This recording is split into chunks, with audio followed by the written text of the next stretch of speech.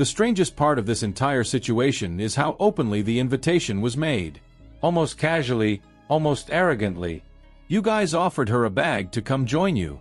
No secrecy. No subtlety. Just the assumption that money alone could recreate what took years of organic momentum to build. And that single moment, more than any press release or interview, revealed how deeply misunderstood the current landscape of women's basketball really is. Because while alternative leagues were pitching themselves as the future, the reality unfolding in real time told a far less flattering story. Caitlin Clark didn't just bring attention to the game, she fundamentally rewired how the market responded to it. Teams weren't just selling more tickets when she showed up, they were forced to move entire games to larger venues just to accommodate demand. Entire schedules had to be reworked because standard arenas physically couldn't hold the audience she attracted. And all of this was happening while she was earning roughly $75,000 a year. That disconnect alone should have set off alarms across the entire industry.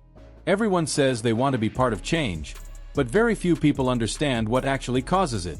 Change isn't created by slogans or alternative formats or even well-funded startups. It's created when audiences show up in overwhelming numbers and refuse to look away. Caitlin Clark did that. Not hypothetically. Not in theory. In measurable, undeniable data. And that's exactly where the unraveling began. Unrivaled's debut night pulled in roughly 40,000 viewers. Not 400,000. Not 4 million. 40,000. In the most valuable demographic window. That number matters because it exposes the difference between ambition and demand. Meanwhile, Caitlin Clark's playoff appearances consistently cleared 2 million viewers, with some matchups pushing past 3 million. Regular season games featuring her didn't just perform well, they forced ESPN executives to reconsider their entire programming strategy. That's not hype. That's leverage earned through attention.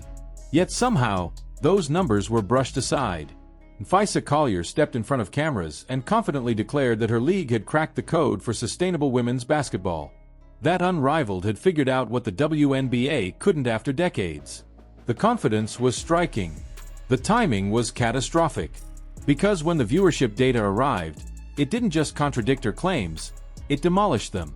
40,000 viewers is not a media breakthrough. That's not even niche success. That's the kind of number you expect from a local tournament with minimal promotion. This was marketed as revolutionary, as the evolution of the sport, as proof that star power wasn't necessary, that systems and formats mattered more than individuals. What it actually proved was the exact opposite. Without Caitlin Clark, audiences didn't show up. And this is where the panic started to spread quietly, especially among investors. Because valuations were built on assumptions, not reality. Unrivaled wasn't some small passion project. It carried a reported valuation north of $300 million. That number only makes sense if you assume massive engagement, consistent viewership, and long-term audience growth. What investors got instead were ratings that wouldn't impress a community college broadcast. That gap isn't just embarrassing. It's dangerous. The contrast became impossible to ignore. Caitlin Clark didn't just move television numbers. She shattered merchandise records.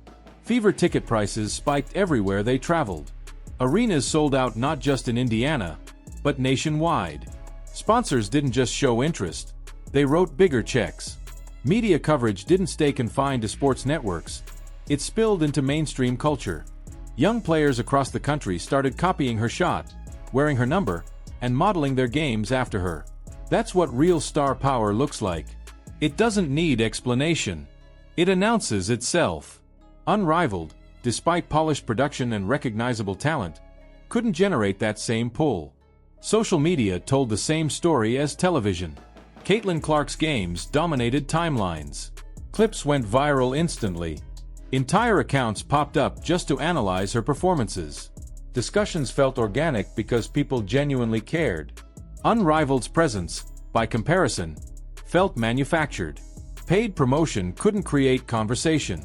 There was no spark, no urgency, no sense that viewers would miss something if they didn't tune in. What made the situation even more uncomfortable was the way Caitlin Clark's role was quietly erased in public conversations. In a lengthy interview, Napheesa Collier spoke about packed arenas, increased recognition, and growing attention. She talked about Unrivaled. She talked about progress. What she didn't talk about was the one player who actually made people notice in the first place. Not once. No acknowledgement that Clark was the catalyst.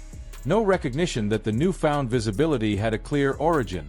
That omission wasn't accidental. It reflected a broader delusion taking hold. The belief that growth simply happened. That attention was inevitable. That the groundwork laid by veterans magically paid off all at once. The data doesn't support that story. Women's basketball didn't experience a slow, steady climb. It experienced a sharp spike that aligned perfectly with Caitlin Clark's emergence. Ratings jumped when she played. Merchandise exploded around her name. Coverage followed her everywhere. She didn't benefit from the system. She became the system. Unrivaled struggles exposed this truth in brutal fashion. They couldn't land Caitlin Clark. They lost Angel Reese.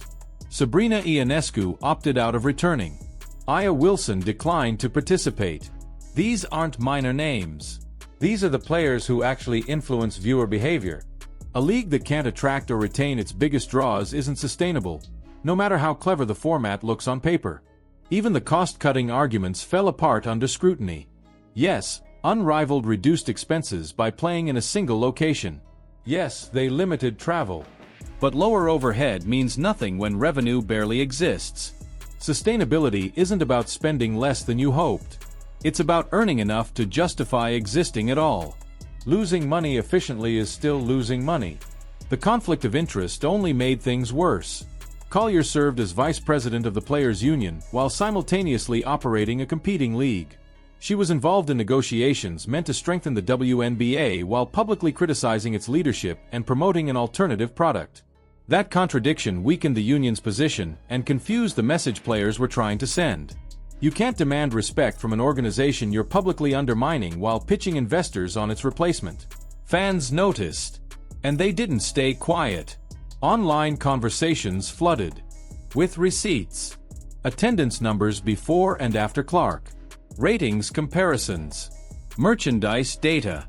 The audience refused to let history be rewritten.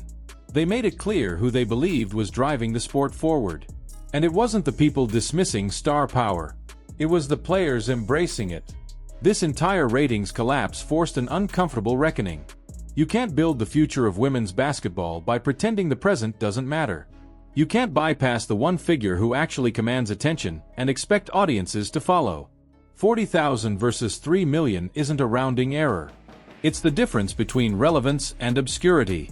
Unrivaled gambled on the idea that they didn't need Caitlin Clark.